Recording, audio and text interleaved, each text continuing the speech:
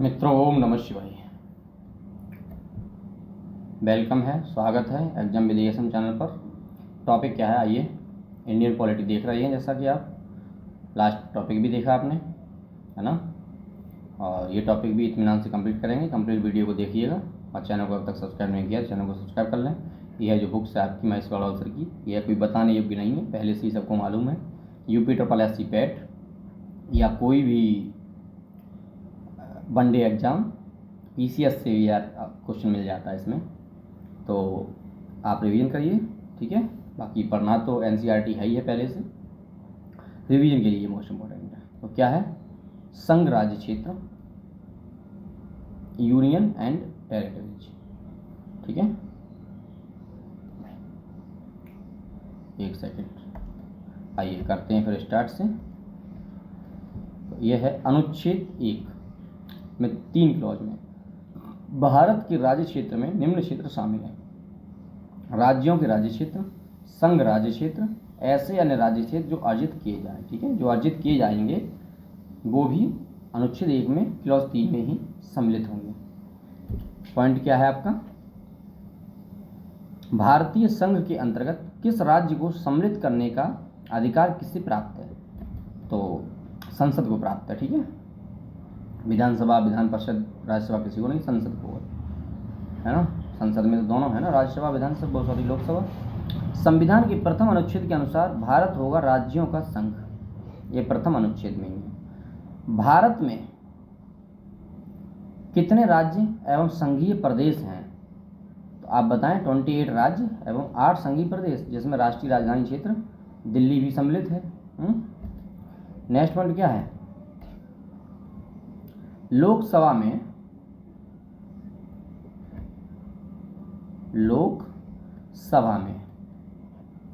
केंद्र शासित प्रदेशों के लिए अधिकतम कितनी सीट आरक्षित हैं? तो 20। याद रखें, 2 पृथक केंद्र शासित प्रदेशों के रूप में जम्मू कश्मीर 31 अक्टूबर 2019 को विभाजन किया गया है, जम्मू और कश्मीर अलग अलग। नेक्स्ट है संघ एवं इसके राज्य क्षेत्रों से संबंधित अनुच्छेद, देख लीजिएगा फटाफट। अनुच्छेद 1 में बोलते हैं ये संघ के क्षेत्र का नाम। अनुच्छेद 2 में नए क्षेत्र के प्रवेश अथवा स्थापना का संसद का अधिकार। अनुच्छेद 3 में है नए राज्यों की स्थापना तथा वर्तमान राज्यों के क्षेत्रफल, सीमा अथवा नामों में परिवर्तन। अनुच्छेद 4, अनुच्छेद 2 एवं 3 के अंतर्गत बनाए गए कानून जिनके द्वारा पहली तथा चौथी अनुसूची एवं पूरक, अनुषांगिक एवं अनुवर्ती मामलों में संशोधन किया जाता है। आइए नेक्स्ट पॉइंट देखते हैं। इंपॉर्टेंट पॉइंट हैं ये सारे, देखते रहें। तो नेक्स्ट पॉइंट क्या है दोस्त, अच्छा चैनल को सब्सक्राइब कुछ लोग तो कर लेते हैं, कुछ लोग निकल जाते हैं ना। तो सबसे पहली बात ये, चैनल को सब्सक्राइब करो या ना करो, आप इत्मीनान से कंप्लीट वीडियो को देखो। अगर अच्छा लगे और मन करे, मेरी मेहनत को पसंद करते हैं आप, तो चैनल को जरूर सब्सक्राइब कर लें, ठीक है। तो नेक्स्ट पॉइंट क्या है, नए राज्य के गठन की शक्ति किसे प्राप्त है? तो नए राज्य की गठन की शक्ति जो प्राप्त है वो संसद को प्राप्त है। नेक्स्ट पॉइंट है राज्यों के पुनर्गठन से संबंधित फजल अली आयोग का गठन 1953 में हुआ था, ठीक है। नेक्स्ट पॉइंट है भाषाई आधार पर भारत में सर्वप्रथम आंध्र प्रदेश राज्य का गठन हुआ। नेक्स्ट पॉइंट है राज्य पुनर्गठन आयोग 1 नवंबर 1956 को कितने राज्य केंद्र शासित प्रदेश हुए? तो 14 राज्य और 6 संघ राज्य प्राप्त हुए, ठीक है। नेक्स्ट है सिक्किम भारत का एक राज्य किस वर्ष बना? तो 36वें संविधान संशोधन के अंतर्गत 1975 में, ठीक है। नेक्स्ट है भारत में केंद्र शासित प्रदेशों का प्रशासन किस के द्वारा किया जाता है? तो राष्ट्रपति के द्वारा किया जाता है, ठीक है। नेक्स्ट पॉइंट है जूनागढ़ रियासत को, ये इंपॉर्टेंट है, यहाँ पूछ लिए जाते क्वेश्चन। जूनागढ़ रियासत को जनमत संग्रह के आधार पर, हैदराबाद को सैन्य कार्रवाई के आधार पर भारत में शामिल किया गया था। जम्मू कश्मीर रियासत के शासक ने पाकिस्तानी सेना एवं कवालियत के आक्रमण से सुरक्षा सुनिश्चित करने हेतु भारत के विलय पत्र पर हस्ताक्षर करके कश्मीर को भारत में सम्मिलित कर दिया गया, ठीक है। तो आइए नेक्स्ट देखते हैं, पहले के विशेष राज्यों को राज्य का दर्जा, इंपॉर्टेंट है ये, आप याद कर लें। तो असम जो है वो 1969 में, नागालैंड 1969 में, हिमाचल प्रदेश 1971 में, मणिपुर 1972 में, और मेघालय 1972, त्रिपुरा भी 1972, सिक्किम 1975 से 1976, मिजोरम 1986 और अरुणाचल प्रदेश 1987। अच्छा देखो, ये मैचिंग करने के लिए कभी कभी आ जाती है ना, तो हम लोगों को पता होना चाहिए, ठीक है। क्षेत्रीय परिषद है, ये भी पता होना चाहिए। तो चलो देखते हैं एक बार, आइए रिवीजन करते हैं अच्छे से, बहुत इत्मीनान से वीडियो कंप्लीट करें। उत्तरीय क्षेत्रीय परिषद नई दिल्ली मुख्यालय है। सम्मिलित राज्य एवं संघ राज्य क्षेत्र कौन कौन से हैं? तो जम्मू कश्मीर, लद्दाख, हिमाचल प्रदेश, हरियाणा, पंजाब, राजस्थान, दिल्ली, चंडीगढ़। केंद्रीय क्षेत्रीय परिषद क्या है? प्रयागराज में है केंद्रीय क्षेत्रीय परिषद। उत्तर प्रदेश, उत्तराखंड, मध्य प्रदेश और छत्तीसगढ़। पूर्वी क्षेत्रीय परिषद कलकत्ता में या कोलकाता, बिहार, झारखंड, पश्चिम बंगाल, उड़ीसा और सिक्किम। पश्चिमी क्षेत्रीय परिषद मुंबई में, गुजरात, महाराष्ट्र, गोवा, दादरा एवं नगर हवेली तथा दमन व दीव। दक्षिणी क्षेत्रीय परिषद कहाँ है? चेन्नई में। आंध्र प्रदेश, कर्नाटक, तमिलनाडु, केरल। दिसंबर 1953 में फजल अली अध्यक्ष की अध्यक्षता में एक 3 सदस्यीय राज्य पुनर्गठन आयोग का गठन किया गया था, ठीक है। आइए नेक्स्ट पॉइंट को देखते हैं। भारत के 28 राज्य व 8 केंद्र शासित प्रदेश, आप देख लीजिएगा उनकी भाषा, ठीक है, पढ़ लीजिएगा, स्क्रीनशॉट ले लीजिएगा। इंपॉर्टेंट क्या है इसमें? राज्य हैं, राजधानी और उनकी भाषा है, ठीक है। उसके अलावा नहीं कोई इंपॉर्टेंट है इसमें, आंकड़े कोई इंपॉर्टेंट नहीं है। केंद्र शासित प्रदेश, राजधानी देख लीजिएगा, अंडमान व निकोबार पोर्ट ब्लेयर, चंडीगढ़, दादर व नगर हवेली तथा दमन व दीव दमन, ये सब देख लीजिएगा। आइए फिर हम पढ़ेंगे भारतीय संविधान के भाग, parts of the Indian constitution, ठीक है। तो ये देखते हैं। भारतीय नागरिकता प्राप्त हेतु 5 प्रकार होने चाहिए। एक तो जन्म से, वंशाधिकार द्वारा, पंजीकरण द्वारा, देशीकरण द्वारा, भूमि के अर्जन के द्वारा, ठीक है। इतने अगर आधार होते हैं तो आपको भारतीय नागरिकता प्राप्त हो जाती है। इसमें से अगर कोई भी एक आधार है तो, ठीक है, ओके, याद कर लें, 5 में से और कोई नहीं होगा। भारतीय संविधान किस प्रकार की नागरिकता प्रदान करता है? एकल नागरिकता प्रदान करता है भारतीय संविधान, ठीक है। संयुक्त राज्य अमेरिका दोहरी नागरिकता प्रदान करता है, याद रहे आपको। नेक्स्ट पॉइंट है, नागरिक संशोधन अधिनियम 2019 में किन देशों के हिंदू, बौद्ध, सिख, जैन, पारसी तथा ईसाई नागरिकों को भारत की नागरिकता प्रदान करने का प्रावधान है? किन देशों के? तो यहाँ पाकिस्तान की नहीं है, पाकिस्तान, बांग्लादेश तथा अफगानिस्तान, समझ लीजिए, मुस्लिम नहीं है। उसके बाद पाकिस्तान, बांग्लादेश, अफगानिस्तान से जो भी हिंदू, बौद्ध, सिख, जैन, पारसी तथा ईसाई भारत में आएंगे तो उन्हें नागरिकता प्रदान किया जाएगा। लेकिन यदि मुस्लिम आते हैं तो उन्हें नागरिकता प्रदान नहीं किया जाएगा, क्योंकि ये जो तीनों कंट्री है वो मुस्लिम बहुल कंट्री हैं, मुस्लिम राष्ट्र कंट्री हैं, ठीक है। तो याद रखें। नेक्स्ट पॉइंट क्या है? नेक्स्ट पॉइंट है, भारतीय नागरिक की नागरिकता किस आधार पर समाप्त की जा सकती है? तो परित्याग, पर्यावसन तथा वंचना के आधार पर, ठीक है। नेक्स्ट पॉइंट है, भारत से बाहर लगातार कितने वर्षों तक रहने पर भारतीय नागरिकता समाप्त कर दी जाएगी? भारत से बाहर लगातार कितने वर्षों तक रहने पर भारतीय नागरिकता समाप्त कर दी जाएगी? तो 7 वर्ष। नेक्स्ट है, प्रवासी भारतीय दिवस कितने समयांतराल पर मनाया जाता है?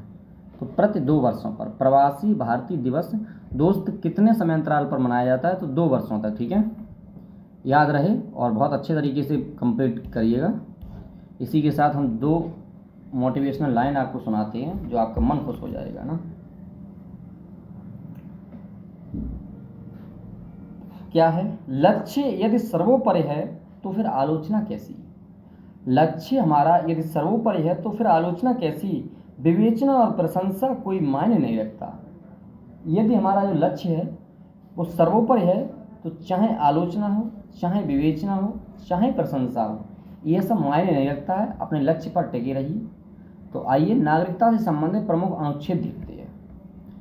तो नागरिकता से संबंधित प्रमुख जो अनुच्छेद हैं वो काफ़ी इम्पोर्टेंट हैं, आप बहुत अच्छे से रिवीजन करिएगा।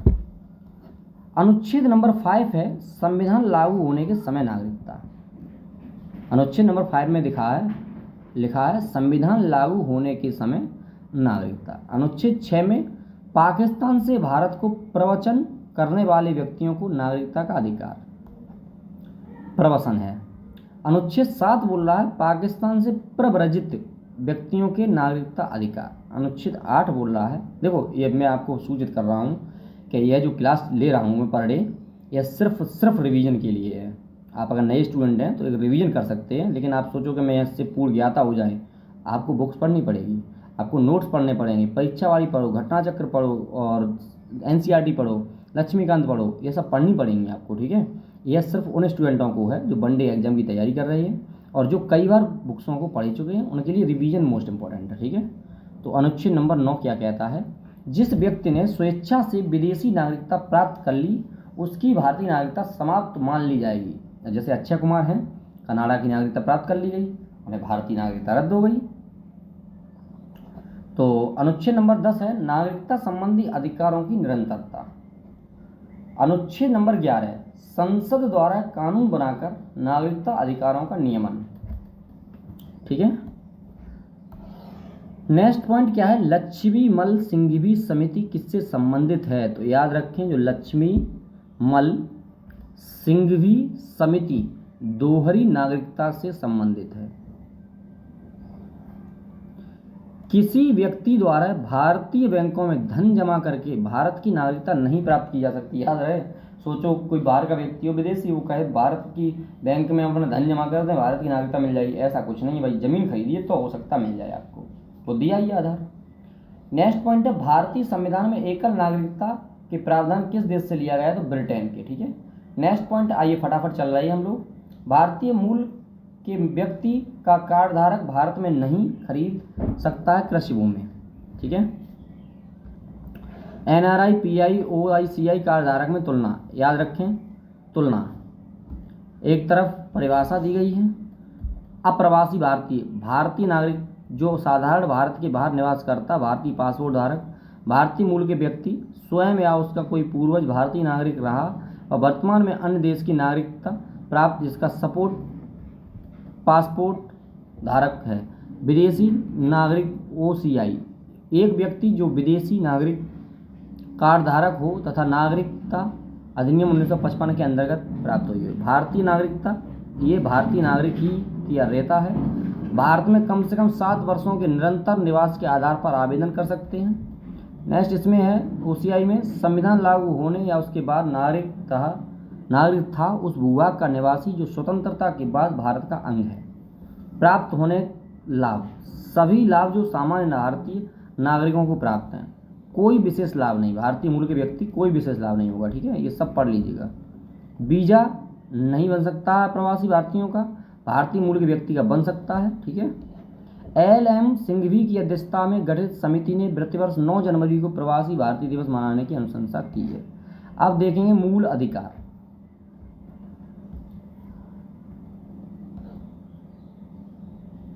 आइए एक सेकंड, क्या देखेंगे अब, मूल अधिकार, ठीक है। तो मूल अधिकार में क्या, फंडामेंटल राइट। नेक्स्ट पॉइंट है भारतीय संविधान के किस भाग के अंतर्गत नागरिकों को मौलिक अधिकार प्रदान किए गए हैं। भाग 3 अनुच्छेद 12 से 35। भारतीय संविधान के किस भाग के अंतर्गत नागरिकों को मौलिक अधिकार प्रदान किए गए हैं, तो भाग 3 अनुच्छेद 35 से 12 से 35। नेक्स्ट पॉइंट है संविधान द्वारा मौलिक अधिकारों को लागू करने की शक्ति किसे प्रदान की गई है, तो सर्वोच्च न्यायालय एवं उच्च न्यायालय को। संविधान द्वारा मौलिक अधिकारों को लागू करने की शक्ति किसे प्रदान की गई है, तो सर्वोच्च न्यायालय एवं उच्च न्यायालय को। दोस्तों देखो चैनल को यार सब्सक्राइब नहीं किया है ना, चैनल सब्सक्राइब, बहुत मेहनत लगती है, कूलर फैन सब कुछ आवाज़ डिटेक्शन के बारे बंद करके, और एक वीडियो शूट करते हैं हम किसकी, फिजिक्स की अभी, और एक आपकी इसकी। तो मेहनत तो लगती है, तो इसीलिए मैं बोल रहा हूँ। अगर चैनल को सब्सक्राइब नहीं किया अभी तक तो चैनल को अवश्य आप सब्सक्राइब कर लें, क्योंकि हर किसी को कोई ना कोई लालच ज़रूर होता है, ठीक है। तो मुझे यही आपसे उम्मीद है, और शेयर ज़रूर करें। पॉइंट क्या है, भारतीय संविधान का अनुच्छेद 13 संवैधानिक प्रावधानों को संसद तथा राज्य विधानमंडलों द्वारा बनाए गए नियमों कानूनों पर प्राथमिकता प्रदान करता है। नेक्स्ट पॉइंट है, भारतीय संविधान के अनुच्छेद 13 का मुख्य उद्देश्य किससे संबंधित संविधान की सर्वोच्चता सुनिश्चित एवं मौलिक अधिकारों से। नेक्स्ट पॉइंट है, भारतीय संविधान में समानता के अधिकार अनुच्छेद 14 से 18 तक दिए गए हैं। नेक्स्ट पॉइंट देखिए, आइए फटाफट देखते हैं। भारतीय संविधान का कौन सा अनुच्छेद विधि की समता समता का अधिकार है, तो अनुच्छेद 14। नेक्स्ट है, जन्म लिंग मूलवंश जाति धर्म आदि के आधार पर विभेद का प्रतिषेध एक मूल अधिकार है जिसे समानता के अधिकार के अधीन वर्गीकृत किया गया है। नेक्स्ट पॉइंट है, भारतीय संविधान की प्रस्तावना में प्रयुक्त समाजवाद शब्द किस अनुच्छेद के साथ समग्रता में रखकर सर्वोच्च न्यायालय द्वारा समान कार्य के लिए समान वेतन मौलिक अधिकार है, तो अनुच्छेद 14 और 16 में, ठीक है। नेक्स्ट पॉइंट है दोस्त, भारतीय संविधान के अनुच्छेद में से कौन सा एक लोक नियोजन की है, तो 16A 16(2), ठीक है। आइए संवैधानिक उपबंध अब देखेंगे। क्या देखेंगे, संवैधानिक उपबंध। एक तरफ केवल भारतीय नागरिकों को प्राप्त, मोस्ट इंपॉर्टेंट है, मोस्ट इंपॉर्टेंट, पीसीएस और समीक्षा अधिकारी जैसे एग्जामों में ये आता है, वनडे एग्जामों की तो बात छोड़ो, मोस्ट इंपॉर्टेंट पॉइंट है। तो सबसे पहले हम देखें केवल भारतीय नागरिकों को प्राप्त मूल अधिकार। नंबर 1, धर्म मूलवंश जाति लिंग जन्म स्थान के आधार पर विभेद का प्रतिषेध, अनुच्छेद 15। यह केवल भारतीय नागरिकों को है, विदेशों को नहीं है। नंबर 2 है, लोक नियोजन के विषय में अवसर की समता, अनुच्छेद 16। अनुच्छेद 19, वाक एवं अभिव्यक्ति शांतिपूर्ण एवं सशस्त्र रहित सम्मेलन, ये जो अनुच्छेद 19 है ये भी भारतीयों को है।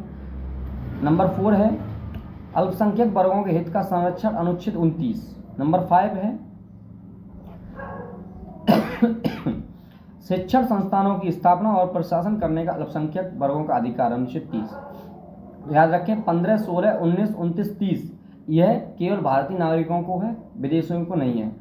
और जो भारतीय एवं विदेशी नागरिकों को प्राप्त मूल अधिकार सारे जो अभी देखेंगे वो हम भारतीयों को भी देखेंगे, विदेशी को भी देखेंगे, ठीक है।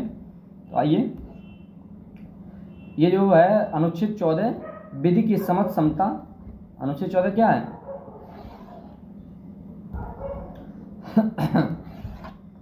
एक सेकंड में थोड़ा पानी ले लूं।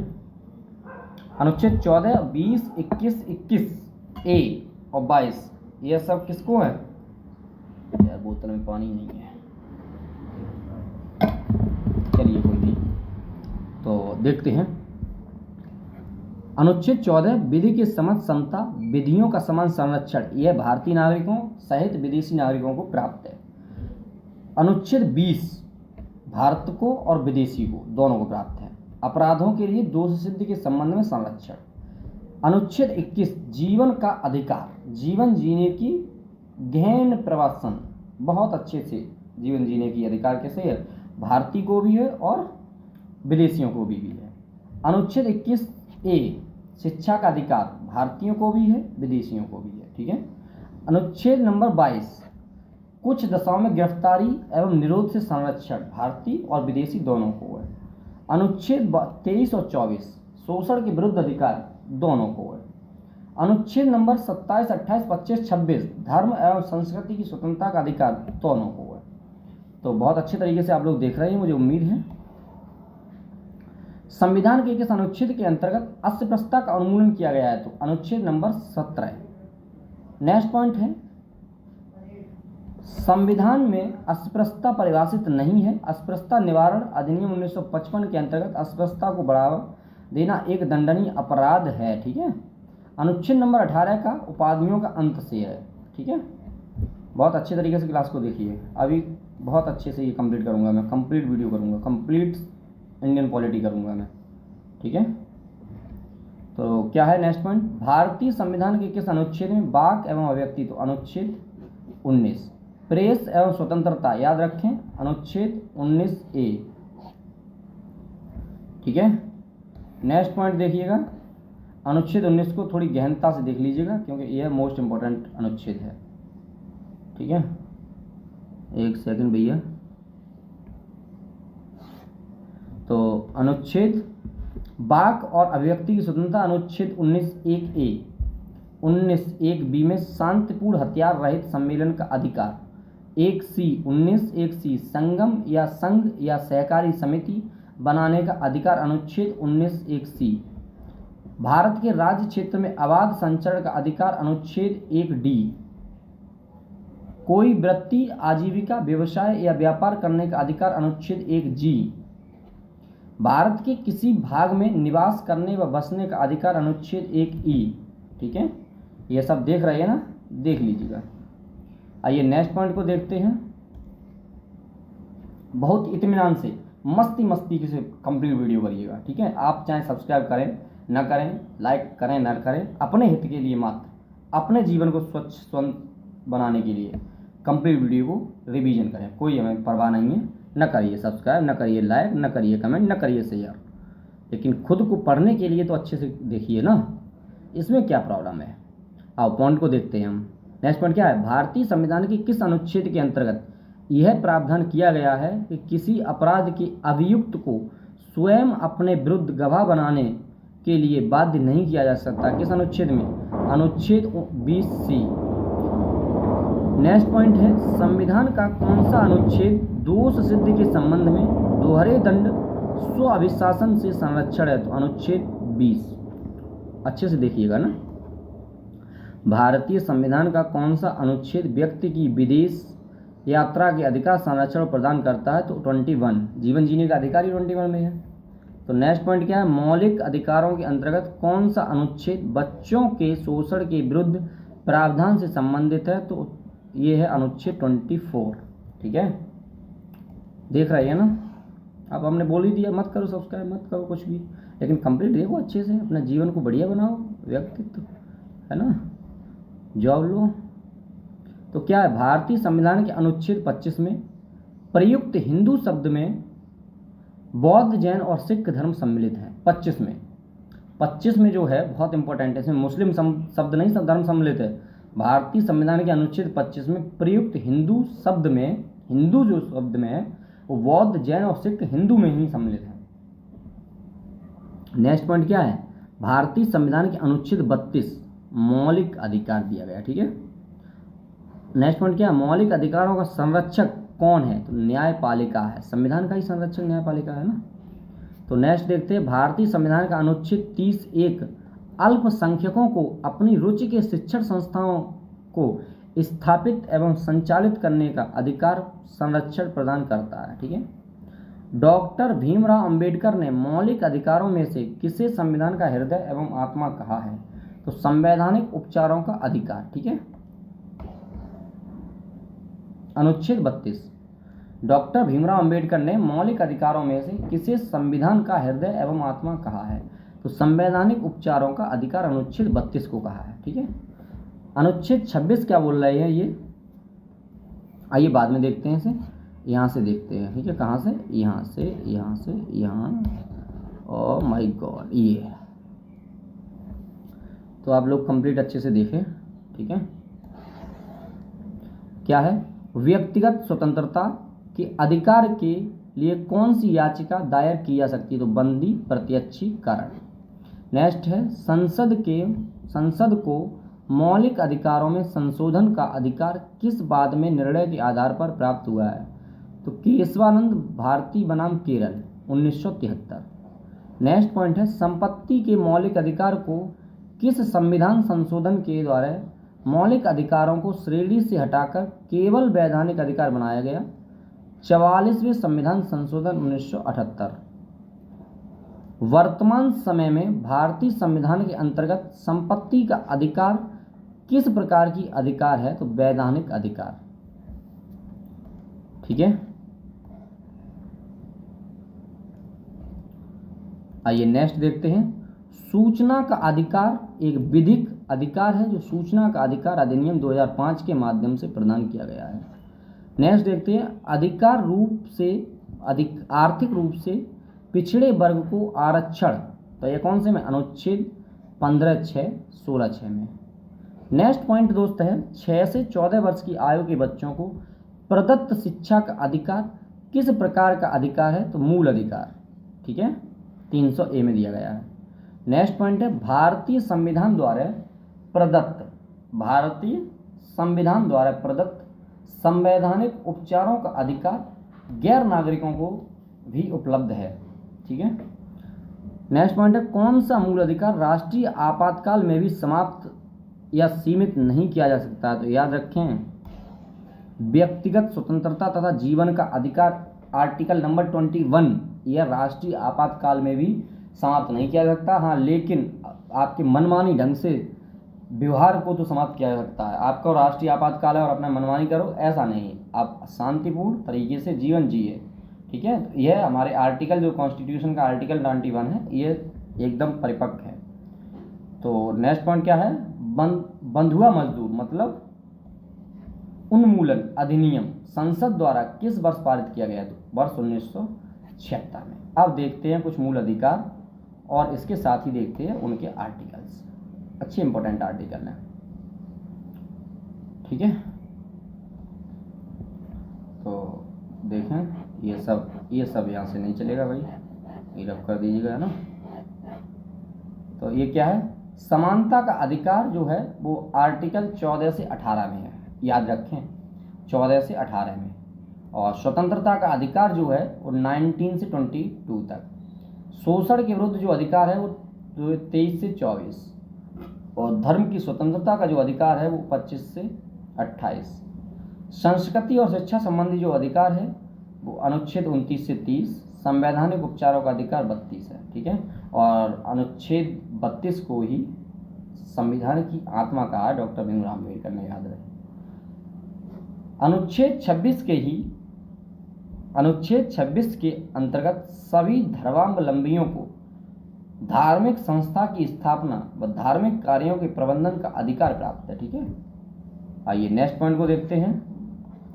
राज्य के नीति निर्देशक तत्व, इंग्लिश में इसे कहते हैं directive principles of state policy. Short में अगर कहें तो DPSP भी कहते हैं। ठीक है। तो सीखिए, इंपॉर्टेंट हैं ये, कई बार एग्जामों में आते हैं, पूछे जाते हैं।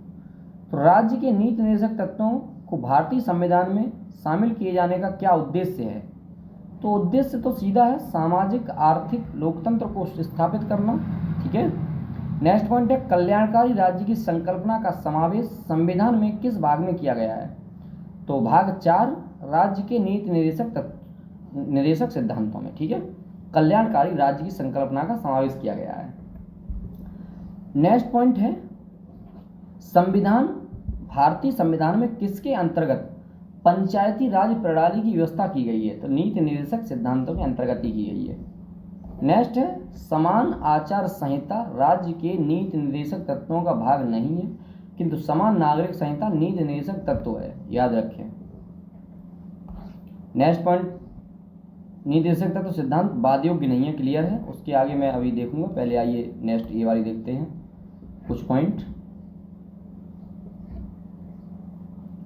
तो संविधान के किस अनुच्छेद में उद्योग के प्रबंधन में कर्मकारों की भागीदारी का प्रावधान किया गया है? अनुच्छेद 43 का। नेक्स्ट पॉइंट है भारत के संविधान में समान कार्य के लिए समान वेतन के अधिकार का प्रावधान कहाँ किया गया है? तो राज्य के नीति निर्देशक सिद्धांतों में। ठीक है। नेक्स्ट है पुरुषों और स्त्रियों दोनों का समान कार्य के लिए समान वेतन, यह भी DPSP में किया गया है। ठीक है, directive principle of state. Next है राज्य के नीति निर्देशक सिद्धांतों में कौन सा अनुच्छेद अंतर्राष्ट्रीय शांति और सुरक्षा के संवर्धन में? तो 51। नेक्स्ट है राज्य के नीति निर्देशक सिद्धांत एक चेक है जो बैंक सुविधा अनुसार अदा किया जा सकता है। यह कथन किसका? तो KT शाह का है। ठीक है। आइए नेक्स्ट पॉइंट को देखते हैं। नीति निर्देशक तत्व से संबंधित महत्वपूर्ण अनुच्छेद, इंपॉर्टेंट अनुच्छेद है, ये देख लीजिएगा। अभी सब देखेंगे अनुच्छेद 36 से अनुच्छेद 51 तक। ठीक है।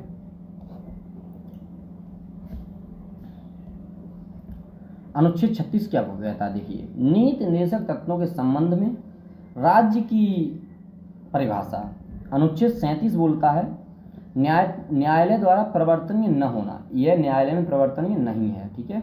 अनुच्छेद 38 है लोक कल्याण की अभिवृद्धि के लिए सामाजिक व्यवस्था बनाना।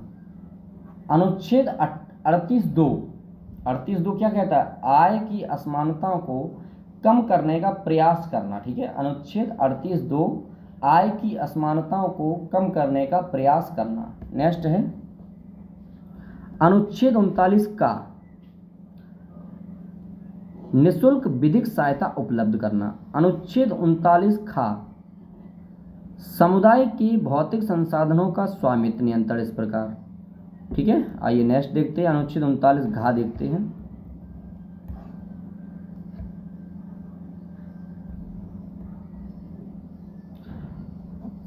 पुरुषों व स्त्रियों दोनों को समान कार्य के लिए समान वेतन। अनुच्छेद 39 ड़ा पुरुष और स्त्री कर्मकारों के स्वास्थ्य व शक्ति तथा बालकों द्वारा सुकुमार अवस्था का दुरुपयोग न होना। ऐसे ही नहीं बता रहे हैं, ये कई बार क्वेश्चन पूछे गए हैं एग्जामों में। और ये जो क्वेश्चन नंबर अनुच्छेद नंबर 40 है ना, ग्राम पंचायतों का गठन, ये तो कई बार पूछा गया है। अनुच्छेद नंबर 41 कुछ दशाओं में काम, शिक्षा व लोक सहायता पाने का अधिकार, ये भी इम्पोर्टेंट है। नेक्स्ट आर्टिकल है आपका 42 काम की न्यायसंगत एवं मनोवचित दशाएं। ठीक है, आर्टिकल अनुच्छेद 43 कर्मकारों के लिए निर्वाह मजदूरी आदि। यह क्लास सिर्फ आपके रिवीजन के लिए, न कि कॉन्सेप्ट को क्लियर करने के लिए। कॉन्सेप्ट को क्लियर करना है तो एनसीईआरटी और लक्ष्मीकांत साहब की बुक को रिवीजन करके आइएगा, फिर कॉन्सेप्ट क्लियर होगा। यह सिर्फ है वनडे एग्ज़ाम के लिए, जो आप लोग वनडे एग्ज़ाम देने की तैयारी कर रहे हैं उनके लिए है ना, और जो पीसीएस या समीक्षा अधिकारी का प्री एग्ज़ाम देंगे। तो अनुच्छेद 43 का देखें, उद्योग के प्रबंधन कर्मकारों का भाग। अनुच्छेद 43 खा देखें, सहकारी समितियों के स्वैच्छिक गठन, स्वायत्त संचालन। अनुच्छेद 44 सभी नागरिकों के लिए एक समान नागरिकता। फटाफट देखते चलते हैं। अनुच्छेद 45 6 वर्ष से कम आयु के बच्चों के लिए निःशुल्क व अनिवार्य शिक्षा का प्रावधान। अनुच्छेद 45 में है ये। अनुच्छेद 46 में SC ST दुर्बल वर्गों के शैक्षिक व आर्थिक हितों का अभिवृद्धि। अनुच्छेद 47 पोषण स्तर और जीवन स्तर तक लोक स्वास्थ्य में सुधार तथा हानिकारक नशीले पदार्थों के उपभोग पर प्रतिबंध। ठीक है, तो नेक्स्ट पॉइंट देखिए क्या है, अनुच्छेद 48 को देखेंगे, बहुत इंपॉर्टेंट है। अनुच्छेद जो 48 है वो गाय, बछड़ा तथा अन्य दुधारू पशुओं के वध पर प्रतिबंध एवं उनकी नस्लों में सुधार के प्रयास। ये अनुच्छेद 48 दिए गए हैं। जो कि दूध देते हैं जानवर, उनकी रक्षा करने का। ठीक है, तभी तो FIR वगैरह हो जाती है, क्योंकि आर्टिकल अगर संविधान लिखा हो करो तो फिर गड़बड़ हो जाएगा, है ना। तो अनुच्छेद 48 क्या बोल रहा है, कृषि और पशुपालन में आधुनिक और वैज्ञानिक प्रणालियों का प्रयोग करना। ठीक है, यहीं पे आर्टिकल नंबर 48 का बोलता है पर्यावरण का संरक्षण व संवर्धन और वन तथा वन्यजीवों की रक्षा। जो हमारे जंगल हैं, जो फॉरेस्ट रेंजर हैं, इनमें जो वन्य जीव रहते हैं उनकी रक्षा करना हमारा कर्तव्य है, और 48 का में ऐसा कहा गया है। इसी के तहत किसी जीव को मारना पाप बताया गया एक तरीके से। दूसरा, वनों को हरे भरे काटना भी गलत है ना, लेकिन सरकार कुछ भी कर सकती है। अभी आपने जैसे देखा है वो कौन सा था, हैदराबाद की वन थे ना, किस तरीके से काटे गए है ना, एक टेक्नोलॉजी को संस्था स्थापित करने के लिए ना। तो आर्टिकल 49 देखेंगे, राष्ट्रीय महत्व के कलात्मक या ऐतिहासिक अभिरुचि वाले स्मारकों या स्थानों या वस्तुओं का संरक्षण करना। अनुच्छेद 50 या आर्टिकल 50 कहता है कार्यपालिका से न्यायपालिका का पृथक्करण। आर्टिकल 51 अंतर्राष्ट्रीय शांति और सुरक्षा की अभिवृद्धि। दोस्तों मैं आपसे फिर एक ही बात कहूँगा कि अगर आपको 1% भी मेरी मेहनत लग रही हो आपके प्रति, तो चैनल को सब्सक्राइब अवश्य कर लें, क्योंकि आपका जो सब्सक्राइब करते हैं ना, तो ये मानो मेरा एक बॉडी में ब्लड बढ़ जाता है ना, खुशी बहुत होती है। और कल से आप तक आप लोगों ने प्यार तो दिया है, व्यूज भी आए अच्छे खासे, और शेयर कर दिया करो, है ना, जितना करोगे उतना ही कम है इस पे। तो आइए अब देखेंगे फंडामेंटल राइट, मूल कर्तव्य। भैया देखो, मौलिक अधिकार हमारे होते हैं। मौलिक अधिकार क्या हैं? मौलिक अधिकार है कि सरकार से हमें क्या क्या चीज़ प्राप्त हुई है, क्या क्या हम लेने के अधिकार हैं, लेकिन कुछ हमारे कर्तव्य भी तो होते हैं कि हम देश के प्रति क्या कर्तव्य रखें। तो याद रहे कि मूल कर्तव्य जो हैं वो पूर्व सोवियत संघ से लिए गए हैं। जिसे हम USSR कहते थे, जो आज रूस है। ठीक है, रूस से कुछ भाग कट गया है, उस समय पूर्व सोवियत संघ बोलते थे। मूल कर्तव्य लिए गए वहीं से। भारतीय संविधान में किस भाग में मूल कर्तव्य उल्लिखित हैं? तो भाग 4A में मूल लिखित हैं। ठीक है, तो नेक्स्ट है, स्वर्ण सिंह समिति ने संविधान में 8 मूल कर्तव्य जोड़े थे। ठीक है, सुझाव दिया था, लेकिन 42वें संविधान संशोधन अधिनियम 1976 द्वारा 10 मूल कर्तव्यों को जोड़ा गया। याद रखें भैया कि जो स्वर्ण सिंह समिति थी, संविधान में 8 मूल कर्तव्यों को जोड़ने का काम किया था। बाद में 42वें संविधान संशोधन अधिनियम के द्वारा 1976 में 2 मूल कर्तव्य और जोड़ दिए गए, तो 10 हो गए। फिर भैया 11वें मूल्य कर्तव्य भी जुड़ा होगा, तो भैया 86वें संविधान संशोधन 2002 में जुड़ा होगा, जो शिक्षा का अधिकार है। ये हम आपको बहुत पॉलिटी, तो आप ऐसे मानो हम GRF तक की पढ़ा सकते हैं, क्योंकि जो पॉलिटी है ना, इंडियन पॉलिटी, इसका पूरा नाम PSIR है, राजनीतिक व्यवस्था और इंटरनेशनल रिलेशन। ये हमारा MA पॉलिटिकल साइंस से ही है। IAS में ऑप्शनल भी मेरा पॉलिटिकल साइंस ही है। तो पॉलिटी को पढ़ाने में अगर आ जाएं तो एक एक पॉइंट हम 15-15, 20-20 मिनट डिस्कस कर सकते हैं। लेकिन आपकी ये जो महेश बड़वाल सर की बुक है, सिर्फ हम वनडे एग्जाम के रिवीजन के तौर पे पढ़ा रहे हैं। ठीक है, तो ज़्यादा गहराई में नहीं जाएंगे हम कैसे भी, नहीं तो वीडियो बहुत लॉन्ग हो जाती है। भारतीय संविधान में मूल कर्तव्य किस समिति की अनुशंसा पर शामिल किए गए हैं? तो सरदार स्वर्ण सिंह समिति 1976। नेक्स्ट है, संविधान में 11 में या 86 में संविधान संशोधन अभी बताया ही हमने। मूल कर्तव्यों को मुख्य किन 2 वर्गों में रखा जाता है? नैतिक कर्तव्य तथा नागरिक कर्तव्य। ठीक है, ये नैतिक हमारा कर्तव्य है और नागरिक हमारा कर्तव्य, ये हमारे कर्तव्य हैं, याद रखें। अभी मूल कर्तव्य पूरे जो 11 मूल कर्तव्य हैं सभी पढ़ाएंगे, सभी बताते हैं। अभी देखो लिख के बता दें हम, तो भाई एक एक वर्ड का खंडन कर दें। मूल कर्तव्यों के अंतर्गत स्वतंत्रता संग्राम के उच्च आदर्शों का सम्मान कौन सा कर्तव्य माना जाता है? तो नैतिक कर्तव्य माना जाता है। जो व्यक्ति मूल कर्तव्यों के पालन करता है, स्वतंत्रता संग्राम के उच्च आदर्शों का सम्मान करता है, उसे नैतिक कर्तव्य कहते हैं, मोरल ड्यूटी कहते हैं। ठीक है, नेक्स्ट है, प्राकृतिक पर्यावरण एवं वन्यजीव संरक्षण भारतीय नागरिकों का मूल कर्तव्यों में से एक है। नेक्स्ट है, राष्ट्रीय महत्व के स्थानों और स्मारकों की रक्षा करना मौलिक कर्तव्य नहीं है, बल्कि राज्य के नीति निषेध तत्व हैं। ये आ जाते हैं, क्वेश्चन पूछ लिया जाता है। नेक्स्ट पॉइंट है, महिलाओं के समान संरक्षण या महिलाओं के समान सम्मान के लिए कुप्रथाओं का त्याग करना, यह अनुच्छेद 51 का में क्लॉज 5 में दिया गया है। ठीक है, मूल कर्तव्य किन पर लागू होते? केवल नागरिकों पर लागू होते। विदेशियों से हम नहीं अपेक्षा कर सकते कि हमारे भारत के लिए अच्छा सोचेंगे, लेकिन हम भारतीयों के लिए तो अपेक्षा कर सकते हैं ना। आइए 11 जो मूल कर्तव्य हैं नागरिकों के लिए, वो हम पढ़ के सुनाएंगे और आप सुनिए अच्छे से। नंबर 1 पे है, संविधान का पालन करें और उसके आदर्शों, संस्थाओं, राष्ट्रध्वज और राष्ट्रगान का आदर करें। नंबर 2 है, स्वतंत्रता के लिए हमारी राष्ट्रीय आंदोलन को प्रेरित करने वाले उच्च आदर्शों को हृदय में संजोए रखें, उनका पालन करें। नंबर 3 है, भारत की संप्रभुता, एकता और अखंडता की रक्षा करें। नंबर 4 क्या है? देश की रक्षा करें और आह्वान किए जाने पर राष्ट्र की सेवा करें। समझ रहे हो ना, देश की रक्षा करें और आह्वान किए जाने पर राष्ट्र की रक्षा करें। जैसे मान लीजिए अभी जो युद्ध तो नहीं कह सकते हैं, बहुत युद्ध नहीं हुआ, लेकिन हाँ युद्ध के चांस बहुत अच्छे बने और स्टार्टिंग भी हुई, लेकिन रुक गया। अगर ऐसे टाइम पे अगर फौज की कमी पड़े और सरकार एक सामान्य नागरिक से आह्वान करे कि आइए देश की रक्षा करने के लिए आप बॉर्डर पर सामने आइए, तो हमारा ये कर्तव्य है। तो यही नंबर 4 है, देश की रक्षा करें और आह्वान किए जाने पर, मतलब बुलाने पर सरकार के द्वारा हम राष्ट्र की सेवा करें। ठीक है, पहुँचें हम लड़ाई के लिए। भारत के सभी लोगों में समरसता और सम्मान, भ्रातृत्व की भावना, मतलब समान भाइयों की समरसता की भावना का निर्माण करें, जो धर्म, भाषा और प्रदेश या वर्ग आधारित सभी भेदभावों से परे हो। मतलब धर्म, भाषा, जातिवाद कुछ भी ना हो, एक समान भाई का क्या हो, भावना हो, उसके साथ में हमें अपने देश के लिए समरसता के रूप में खड़ा होना चाहिए। यह 5 में कहा गया है। जो स्त्रियों के समान सम्मान के विरुद्ध हो उसका त्याग कर दें, ऐसी प्रथाओं का सबका त्याग कर दें जो हमारे देश की क्या पूरे विश्व की स्त्रियों के सम्मान के विरुद्ध हों, उनके अगर सम्मान पर ठेस जाती तो ऐसी सभी प्रथाओं पर त्याग कर दें।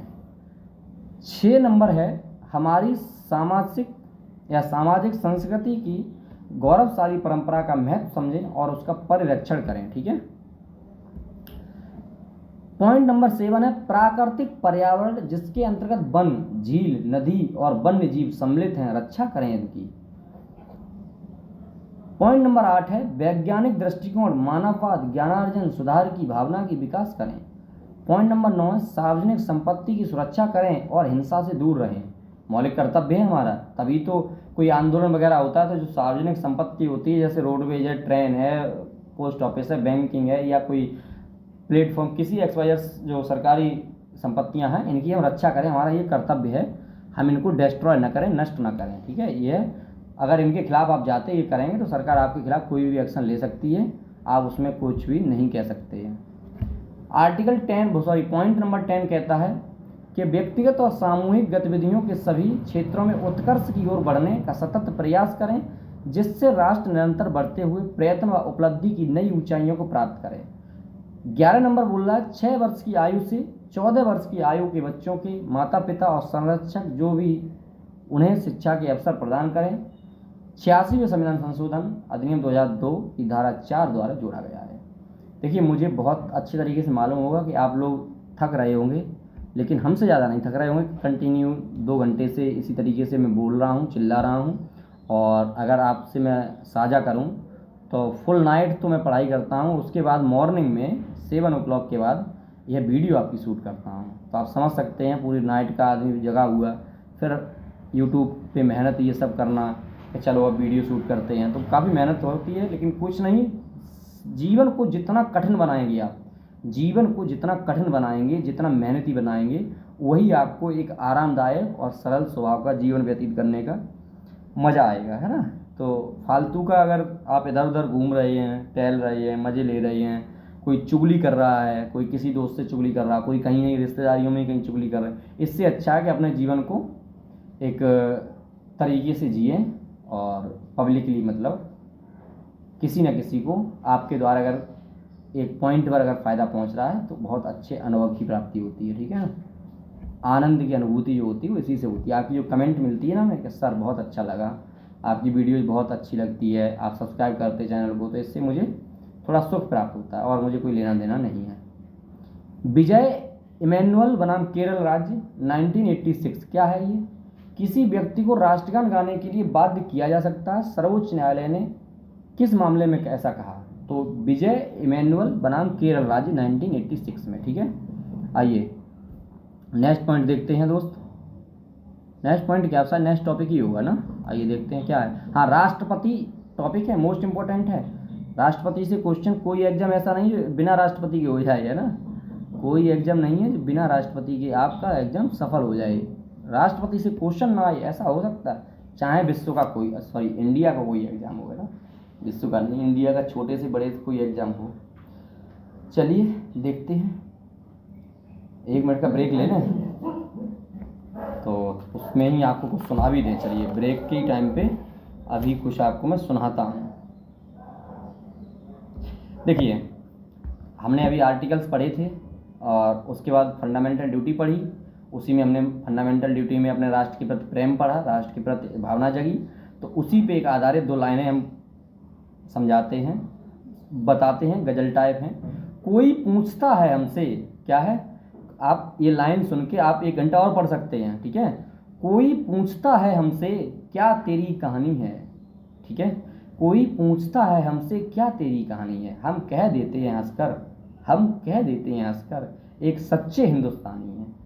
तो ये आपको उम्मीद है अच्छी लगी होगी। एक बार फिर सुनिए, एक पूरी लय में सुनिएगा। कोई पूछता है हमसे क्या तेरी कहानी है, हम कह देते हैं हंसकर एक सच्चे हिंदुस्तानी हैं। ठीक है। अब आप बीच बीच में ये मत कह देना एक सच्चे आशिक हैं, हिंदुस्तानी हैं हम लोग। आइए देखते हैं राष्ट्रपति को। ठीक है। राष्ट्रपति पद की अहर्ताएं अनुच्छेद 58, जो राष्ट्रपति पद है उसकी योग्यताएं, क्वालिफिकेशन है, वो आर्टिकल 958 में दिया गया है। क्या होना चाहिए? भारत का नागरिक होना चाहिए, न्यूनतम आयु 30 वर्ष की आयु होनी चाहिए, लोकसभा का सदस्य निर्वाचित की योग्यता होनी चाहिए, उसमें किसी लाभ के पद पर नहीं होनी चाहिए, अब देखिए इसमें कोई पढ़ाई लिखाई की बात हुई है? राष्ट्रपति अगर अनपढ़ भी है ना तो राष्ट्रपति है, लेकिन अगर चपरासी है इस देश का, यही तो बहुत गड़बड़ वाली चीज़ है अपने देश की व्यवस्थाएं, कि चपरासी भी बनाया जाएगा तो 2 एग्जाम होते हैं चपरासी के भारत में। एक SSC MTS नाम से एक एग्जाम होता है, वह ग्रुप डी का एग्जाम होता है SSC MTS, उसमें प्री और मेंस 2 एग्जाम होते हैं, जो कि एक चपरासी रैंक का एग्जाम है। और राष्ट्रपति बनने के लिए कोई एग्जाम नहीं है, सिर्फ भारत का नागरिक होना चाहिए, 35 वर्ष की आयु होनी चाहिए, लोकसभा का सदस्य निर्वाचित होने की योग्यता होनी चाहिए, होना नहीं चाहिए, योग्यता होनी चाहिए इतनी, किसी लाभ के पद पर नहीं होनी चाहिए, सरकारी मतलब पद पर नहीं होनी चाहिए, यह राष्ट्रपति बन जाएगा। लोकप्रिय तो होना चाहिए ना। तो नेक्स्ट पॉइंट आइए देखते हैं, ये सब चीज़ें हम लोगों में पढ़ने की हैं। भारत में राष्ट्रपति का निर्वाचन किस प्रकार होता है? अप्रत्यक्ष मतदान से होता है। यह जब हमने क्लास एक ली है उसमें बहुत अच्छे तरीके से समझाया है, आप जाके देख सकते हैं। अनुपातिक प्रतिनिधित्व से एकल संख्याबढ़ी मत पद्धति से, ठीक है। आइए फटाफट देखते हैं, बहुत स्लो चल दे रहे हैं हम। भारत के राष्ट्रपति के चुनाव में मतदान कौन करता है? तो याद रखें, राज्यसभा, लोकसभा और राज्य व केंद्र शासित प्रदेशों के विधानसभाओं के निर्वाचित सदस्य ये राष्ट्रपति के चुनाव में मतदान करते हैं। नेक्स्ट पॉइंट है, भारत के राष्ट्रपति उम्मीदवार के प्रस्ताव का अनुसमर्थन कम से कम कितने सदस्यों का होना चाहिए? 50 निर्वाचकों द्वारा, ठीक है। फटाफट देखते हैं राष्ट्रपति को। भारत में राष्ट्रपति का चुनाव एकल हस्तांतरणीय मत प्रणाली द्वारा किया जाता है। नेक्स्ट पॉइंट है, राष्ट्रपति के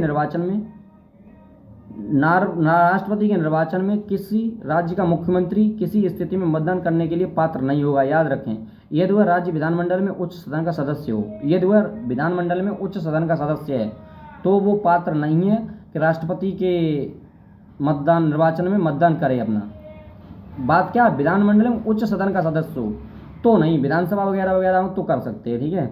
आइए नेक्स्ट देखते हैं, कौन राष्ट्रपति के निर्वाचक मंडल का तो भाग है परंतु वह उसके महाभियोग में भाग नहीं लेता है?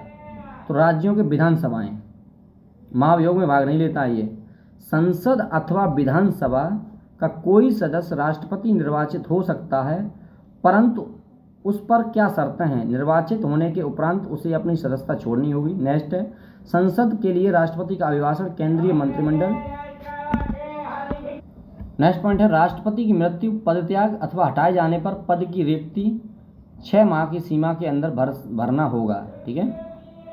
नेक्स्ट है, भारत के राष्ट्रपति चुनाव में उत्पन्न विवाद का निपटारा सर्वोच्च न्यायालय करता है। नेक्स्ट पॉइंट है, भारत के राष्ट्रपति को उसके कार्यकाल की समाप्ति से पूर्व किस प्रकार पद से हटाया जाता है? महाभियोग के द्वारा। नेक्स्ट पॉइंट है दोस्त, भारत के राष्ट्रपति को उसके पद से हटाने की अधिकार किसे प्राप्त है? संसद को प्राप्त है, ठीक है। आइए नेक्स्ट पॉइंट देखते हैं, संघ की कार्यपालिका शक्तियां किस अनुच्छेद में निहित हैं? तो अनुच्छेद नंबर 53 में है, ठीक है। कहाँ गया पॉइंट, ये रहा। नेक्स्ट है, अनुच्छेद 61 के अंतर्गत राष्ट्रपति पर महाभियोग संसद किस सदन प्रारंभ किया जाता है? संसद के किसी भी सदन में राष्ट्रपति पर महाभियोग प्रारंभ किया जाता है, यह अनुच्छेद 61 में बोला गया है। नेक्स्ट पॉइंट है, भारतीय संविधान का कौन सा अनुच्छेद राष्ट्रपति पद के लिए पुनः निर्वाचन की पात्रता निर्धारित करता? तो अनुच्छेद 57, ठीक है। नेक्स्ट पॉइंट है, राष्ट्रपति को कोई भी विषय पुनर्विचार के लिए मंत्रिपरिषद को वापस भेजने का अधिकार किस संविधान संशोधन द्वारा प्रदान किया गया है? तो 44वें संविधान संशोधन द्वारा, ठीक है। नेक्स्ट पॉइंट है, भारतीय संविधान के किस अनुच्छेद के अंतर्गत राष्ट्रपति संसद के दोनों सदनों द्वारा पारित किसी विधेयक पर अपनी स्वीकृति रोक सकते हैं? तो अनुच्छेद 111 है, ठीक है।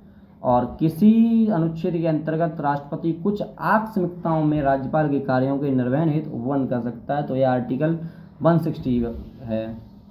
नेक्स्ट है पॉइंट दोस्त, राष्ट्रपति से संबंधित महत्वपूर्ण अनुच्छेद। तो आर्टिकल 52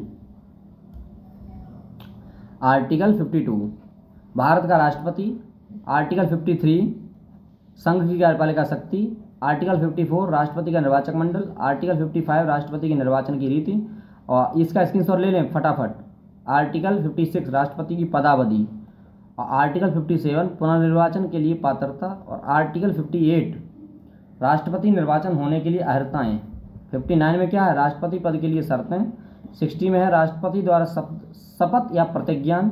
61 में महाभियोग है, और 62 में राष्ट्रपति का पद रिक्त होने की स्थिति में 6 महीने के अंदर उस पद को भरना आवश्यक है। नेक्स्ट है 72 क्षमा आदि की कुछ मामलों में दंडादेश, निलंबन, परिहार यह राष्ट्रपति की शक्ति है। अनुच्छेद 73 है संघ की कार्यपालिका शक्ति का विस्तार।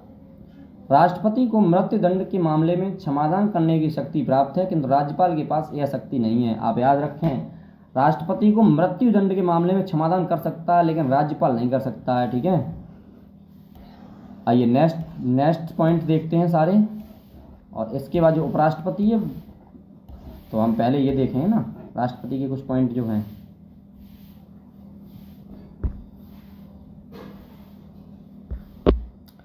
तो सर्वोच्च न्यायालय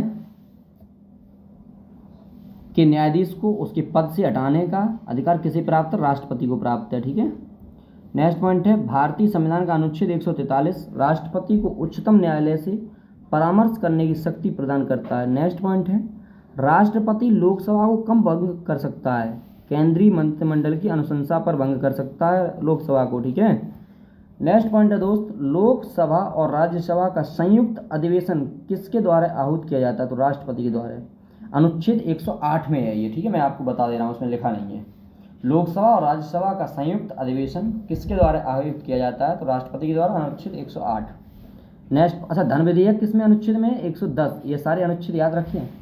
भारत के राष्ट्रपति ने किस एकमात्र मामले में जेबी वीटो का शक्ति का प्रयोग किया है? तो यह ज्ञानी जैल सिंह थे शायद, हाँ बिल्कुल वही थे। भारत डाकघर संशोधन विधेयक। ठीक है, इन्होंने अपनी इस शक्ति का, वीटो शक्ति का प्रयोग किया था। नेक्स्ट है भारत का राष्ट्रपति संसद के दोनों सदनों की चर्चा में भाग नहीं ले सकता। याद रखें, जो भारत का राष्ट्रपति है वो संसद के दोनों सदनों की चर्चा में भाग नहीं ले सकता है, लेकिन उसकी मीटिंग तो ले सकता है ना। नेक्स्ट पॉइंट है दोस्त, कंप्लीट वीडियो को देखिएगा ना। किसी भौगोलिक क्षेत्र को अनुसूचित क्षेत्र घोषित करने का संवैधानिक अधिकार किसे प्राप्त है? तो राष्ट्रपति को प्राप्त है। आइए फिर नेक्स्ट देखते हैं। राष्ट्रपति द्वारा नियुक्त अधिकारी मोस्ट इंपॉर्टेंट है, यहाँ से कई भी क्वेश्चन आए हुए हैं। राष्ट्रपति के द्वारा जो नियुक्त अधिकारी होते हैं, मतलब शासन प्रशासन लोग होते हैं, वो कौन कौन से हैं? तो याद रखें, प्रधानमंत्री, राज्यों के राज्यपाल, वित्त आयोग, राजभाषा आयोग के अध्यक्ष एवं सदस्य, उच्चतम न्यायालय और उच्च न्यायालय के न्यायाधीश, भारत के महान्यायवादी तथा नियंत्रक एवं महालेखा परीक्षक, संघ लोक सेवा आयोग के अध्यक्ष एवं सदस्य, मुख्य निर्वाचन आयुक्त एवं अन्य निर्वाचन आयुक्त, राष्ट्रीय मानवाधिकार आयोग के अध्यक्ष एवं सदस्य और अनुसूचित जाति व अनुसूचित जनजाति आयोग के अध्यक्ष एवं सदस्य, संघ राज्य क्षेत्रों के राज्यपाल तथा प्रशासक, दिल्ली व पुडुचेरी के मुख्यमंत्री, यह राष्ट्रपति के द्वारा नियुक्त किए जाते हैं। ठीक है, याद रहिए आपको। आइए, वर्तमान में राष्ट्रपति का मासिक वेतन कितना है? तो 5 लाख रुपए राष्ट्रपति को मिलते हैं भैया, मजे हैं। यदि भारत के राष्ट्रपति न पढ़ा न लिखा, कोई चिंता नहीं, आराम से राष्ट्रपति बन जाओ भाई जान, मजे हो जाए। लेकिन ऐसे थोड़ी नहीं बन जाता है यार। यदि भारत के राष्ट्रपति का पद रिक्त हो जाए और कोई भी उपराष्ट्रपति भी न हो, तब कार्यवाहक राष्ट्रपति कौन बनेगा? तो सर्वोच्च न्यायालय का मुख्य न्यायाधीश कार्यवाहक राष्ट्रपति बनाया जाता है। ठीक है, और यदि सर्वोच्च न्यायालय का मुख्य न्यायाधीश भी उस समय न हो, तब कौन बनेगा? तो एक वरिष्ठतम न्यायाधीश को बनाया जाता है। ठीक है, अब ये मत पूछो कि कोई भी ना हो, कोई कैसे नहीं होगा शासन में। नेक्स्ट पॉइंट है, वह राष्ट्र का प्रतिनिधित्व करता है परंतु राष्ट्र का नेतृत्व नहीं करता है। यह युक्ति किस पर लागू होती है? तो भैया प्रतिनिधित्व करता राष्ट्रपति, लेकिन नेतृत्व प्रधानमंत्री करता है राष्ट्र का। ठीक है, भारत के राष्ट्रपतियों में से कौन बिहार का राज्यपाल रह चुका है? तो डॉक्टर जाकिर हुसैन या श्री रामनाथ कोविंद। ठीक है, आइए नेक्स्ट पॉइंट को देखते हैं। भारत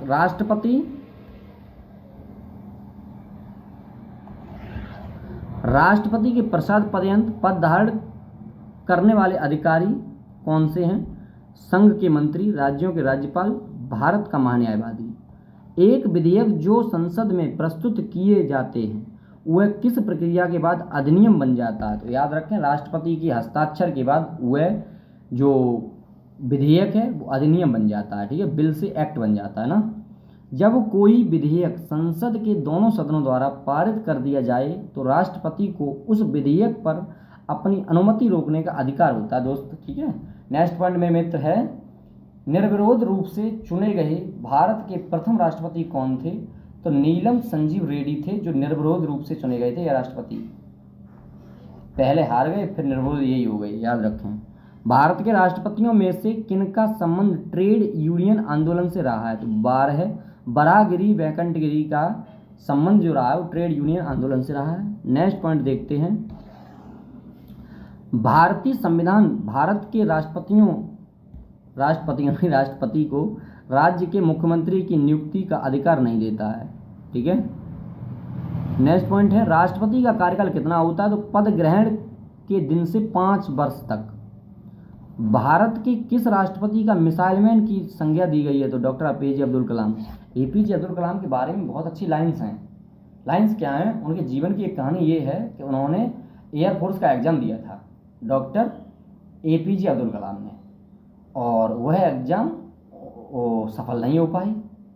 तो एक शिवानंद हरे करके या शिव हरे करके कोई महापुरुष थे उस समय, महात्मा जी, तो उन्होंने डॉक्टर एपीजे अब्दुल कलाम से कहा कि बच्चा हिरास न होइए, भगवान ने आपको एक जहाज चलाने के लिए नहीं बनाया है, भगवान ने आपको, ईश्वर ने आपको एक देश का नेतृत्व करने के लिए बनाया है। ठीक है, प्रतिनिधि बनेंगे आप।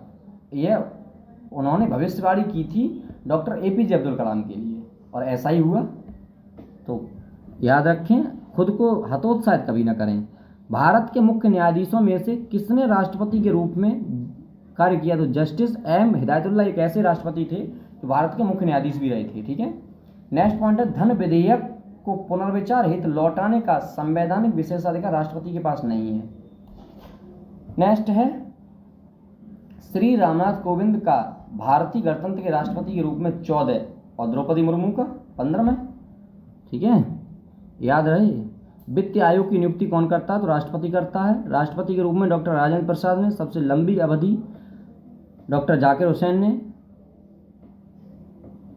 को छोड़कर कार्यकारी राष्ट्रपति, सबसे कम अवधि 1 वर्ष 11 दिन तक की। राष्ट्रपति द्वारा क्षमादान शक्तियाँ, जब दंड सेना न्यायालय द्वारा किया गया हो, जब दंड संघीय विषय से संबंधित विधि के विरुद्ध अपराध के लिए दिया गया हो, जब दंड मृत्युदंड हो। ठीक है। तो आपने बहुत इत्मीनान से वीडियो को देख रहे हैं और ऐसे ही वीडियो को कंटिन्यू करते रहें। ठीक है, यहाँ तक के लिए आपका धन्यवाद। नेक्स्ट वीडियो उपराष्ट्रपति से स्टार्ट करेंगे। चैनल को अभी तक अगर सब्सक्राइब नहीं किया तो सब्सक्राइब कर लें। जय हिंद, जय भारत।